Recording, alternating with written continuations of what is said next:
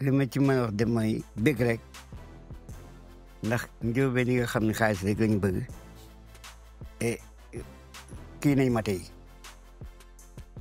gis nañ ma daal nuyu Sénégal waaw ma leen ciy bégal di sant nag tam ki nga xam ni mooy ndeyu mbir la gi mooy ki nga xam ni manoon na ni li ma yàlla may ci wërsëg naa ko yemale sama kër ak samay doom te kon tam kenn du ko wax dara mais yor sa njaboot ba pare ànd ak ñoo xam ni danga leen a xam ci li ñuy def ngay gën leen a yëkkati gën leen a dimbali kooku yàlla rek la mën a fay mais nit mën la fay moo tax yàlla nee na nit ki maa ngi koy yëgal lu mu def ci lu baax bu mu toog fenn di ko wax ku ko fekk nee na gënamal yàlla rek te mu yem foofu nag mais bul wax loo xam ne bokkul ak li ne ci sa dënn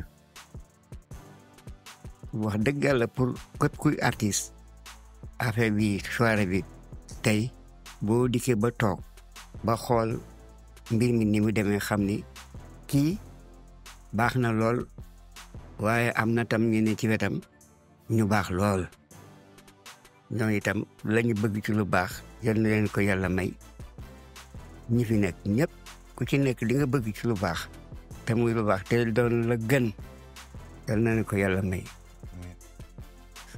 kii bi moom wax dëgg yàlla man lu xaw ma lu kontaan rek. Le sentiment que j'ai par rapport à cette journée, Ablaye Ndiaye Thiossane m'a surpris. Maintenant, je peux partager le stress. Jusqu'à hier, on nous disait qu'il se pourrait qu'il ne vienne pas pour des raisons de santé. Et donc, on avait peur. Et grâce à Dieu, on avait eu une mauvaise information. Donc nous, jusqu'à la dernière minute, tout était prêt. Et on se disait, est-ce qu'il allait venir? Parce qu'il vient de Thiès, à 70 km de Dakar. Mais heureusement, hier, quand on a pu le joindre personnellement, il dit, il n'y a pas de problème, je viendrai. C'est à quelle heure? On lui a dit 10 heures. À 10 heures, il était prêt à Thiès. Les voitures sont allées le chercher pour l'amener dans son hôtel. Il a été royal. Royal parce que humilité, parce que ponctualité, parce que générosité. Avant même qu'on tourne cette émission, les discussions qu'on a eues, tu sens la sagesse. On a appris tellement de choses. C'est-à-dire cette émission-là, on aurait pu continuer, parce qu'il a trop de choses. Il y a plein de choses, des sujets que je n'ai même pas pu aborder parce que j'avais oublié. Et quand il est arrivé à Dakar, certains artistes sénégalais ont appris qu'il était là. Il y a Viviane, qui est une des plus grandes chanteuses de ce pays, mais elle était folle, elle a accouru pour venir le voir, parce que c'est une légende vivante. Les gens connaissent ses tubes. Et on était dans sa loge et Viviane a tenu à chanter avec lui. Il y avait Baha Odjoum aussi du groupe Dabrens qui est venu parce que c'était pour eux, ils voulaient côtoyer cette légende. Et il a été gentil, il a chanté avec le cœur et sans rien quoi. Donc voilà, cette journée, on a appris générosité, on a appris des leçons de vie d'un monsieur qui a 86 ans et que quand il monte sur scène, il te donne une énergie pure. Écoute, j'étais surprise parce que c'est pas évident. Un vieux qui a 86 ans et qui a toujours la mémoire et qui a toujours l'oreille musicale, c'est pas évident. Donc j'étais là, je te regardais. J'ai vu pas mal de vieux passer sur les scènes et c'était pas comme ça. Donc la surprise, c'était ça quand j'étais waouh. li ma gën a bëggee nag mooy étranger yi ñi daan wax léegi. xam ni ñii dañoo jógee Zaïre ñi jógee fu ne ku ci nekk bi nga taxawee ci scène bi lu gaaw wane nga li nga mën parce que bi may déglu fekkoon ne dafa yooyoon rek mel ni njóobeen bu xiif kon du ma ci taxaw may dañuy dig rek takkas naa ni ma ne ayca man da naaw bi may yéeg ci kaw teyu ma ko parce que yàpp bi dafa neex ba pare net nag te tey rek la ñu daje. léegi la ñu daje amul répétition amul dara loolu lu jar a sant yàlla la. On a maîtrisé très bien le texte, mais c'était le fait de voir le vieux interpréter son propre morceau. Et il était carrément plein dedans. C'était juste ça, mais on avait tout en tête. Mais moi, à un moment donné, j'étais un peu distraite. À cause de lui, j'étais là, je le regardais, au lieu de me concentrer sur le morceau. Tout à l'heure, je me suis rendu compte que quand le vieux chantait, les choristes étaient impressionnés, ils étaient là. Ah ouais. Parce qu'il a dirigé le chant. Et puis, on a écouté beaucoup de versions de ce morceau. Mais ce qu'il a chanté, c'est même pas dans les autres versions. Il a improvisé. Et à partir de là, il est le maître du jeu et les musiciens doivent suivre. Donc, si tu me vois sur ma chaise ou bien de côté, je suis obligé de faire des signes. Les gars, mais concentrez-vous, vous l'écoutez, vous vous laissez emporter. Restez concentrés. Mais c'est difficile de rester concentré parce qu'on est juste humain, tu vois. Il est jeune et il a même essayé à un moment donné de bouger un tout petit peu.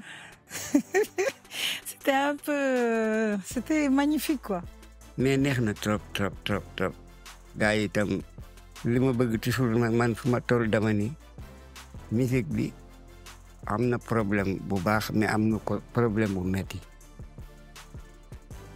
léegi guitariste kenn tuddatu ko te pourtant musique guitare moo ko yor nag parce que guitariste bi solo yi mu daan def bala muy commencé rek dem na lu ne mais léegi amatul guitare contrebasse léegi dañ ko bëgg a daal di nelawal lépp lu neexal musique léegi dañ ko bëgg a dindi sànni ko ci àll ba du sotti loolu dafa baaxul musicien yi nag bu ñu góorgóorloo bokk ndeeg bàyyi nag ni mag ñu nekkoon mooy lépp loo xam ne mag ñi déparé woon nañu ko ba tey na ko jeunes yi continuer waaye am na xale yu xam ne boo leen ne fi mu ne kii mooy saxo luy saxo xamatuñu ko saxophoniste bi daan dugg def dara guitariste bi dugg def dara pianiste bi ku ci nekk da nga am loo xam ni da nga ko yoroon sa ndombo bopp boo xam ni ku gërëm rek gërëm ñëpp loolu moom yal nañu ko yàlla may mu am ak jàmm. Aujourd'hui, le groupe, quand même, ils ont été à l'écoute du chanteur. Donc, s'il y a une note pour... Ça ne va pas être une individualité, mais c'est le groupe. Ils ont su être à l'écoute du chanteur. Parce que c'est une symbiose. Il faut que le chant et la voix et la musique collent. Si tu chantes sans la musique, voilà. Et là, ils ont réussi à s'adapter et à respecter la légende qui était devant.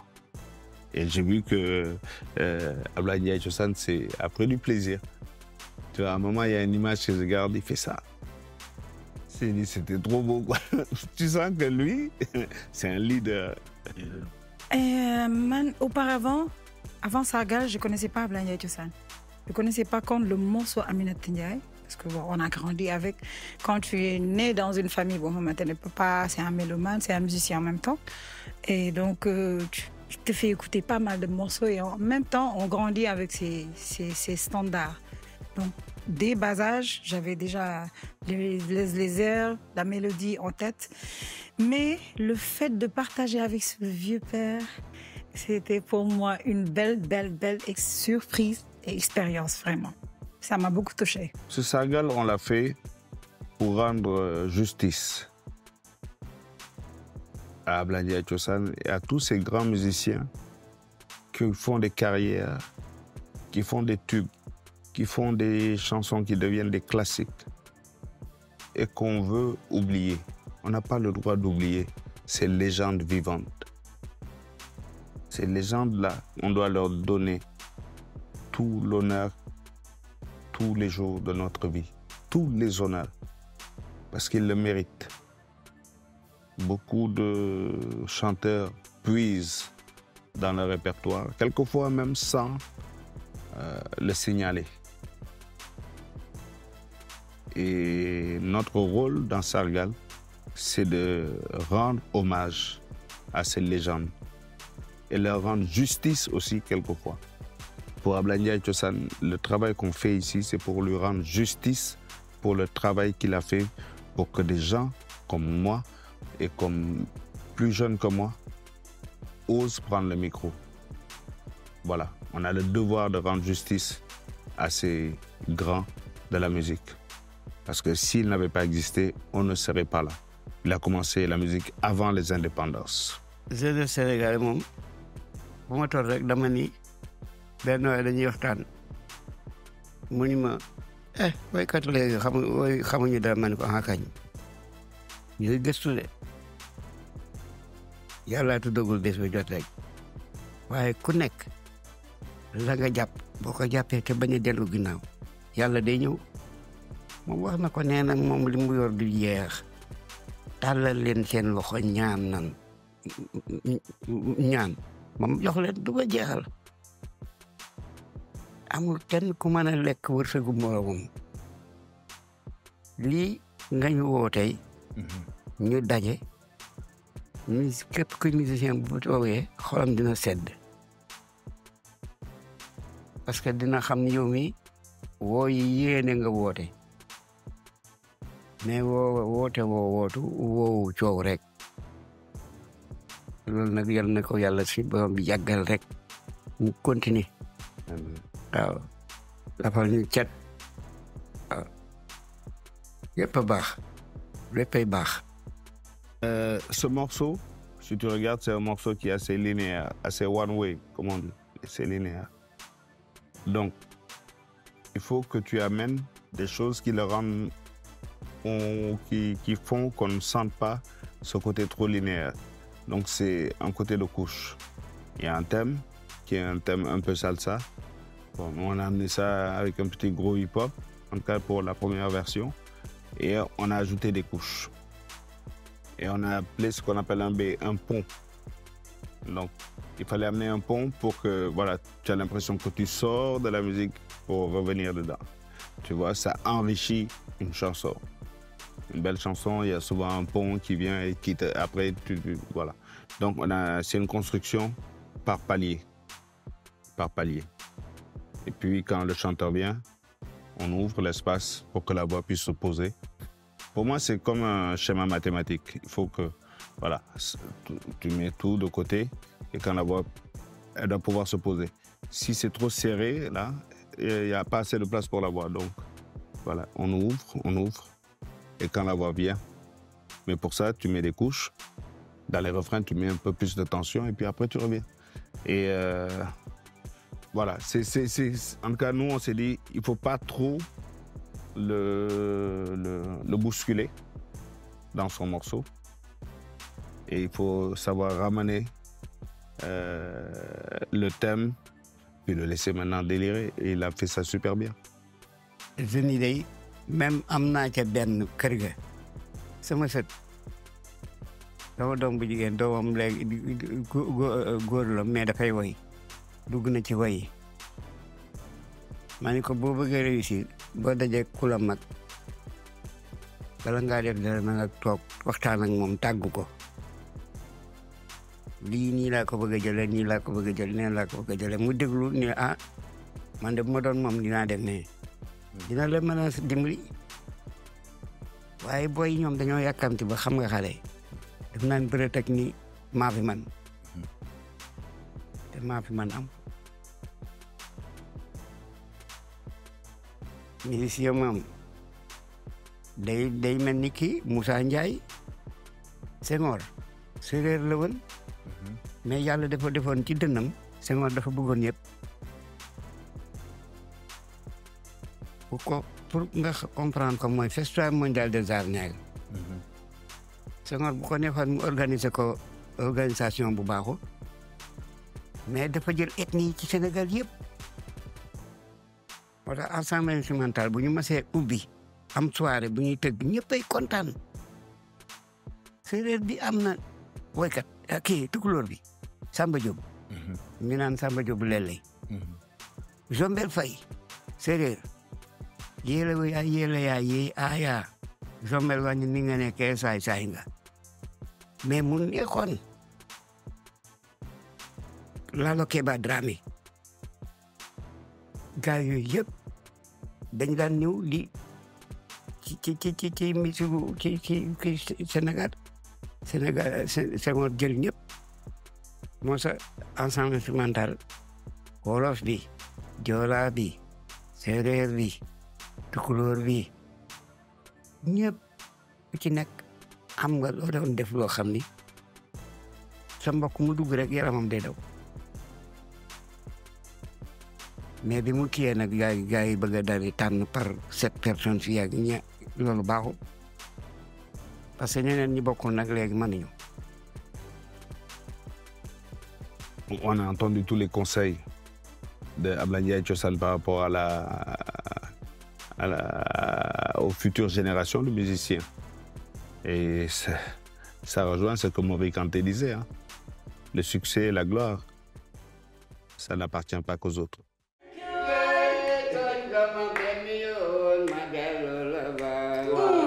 Madelo tonya ti mama wako sayai, madelo ti tonya ti mama genele sanaka, kamale kamanela jiyendu magondo, adila ya sama bingala, Amintaya, wanilinga nikiwai.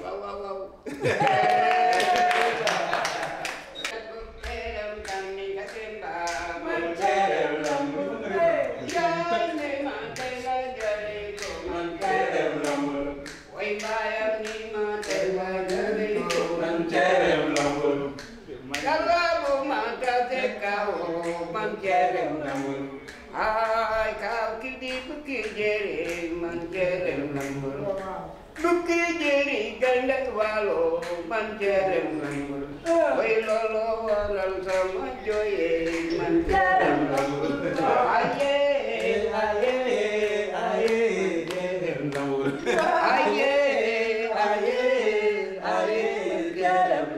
ye jerem lambur jerone manjerem lambur.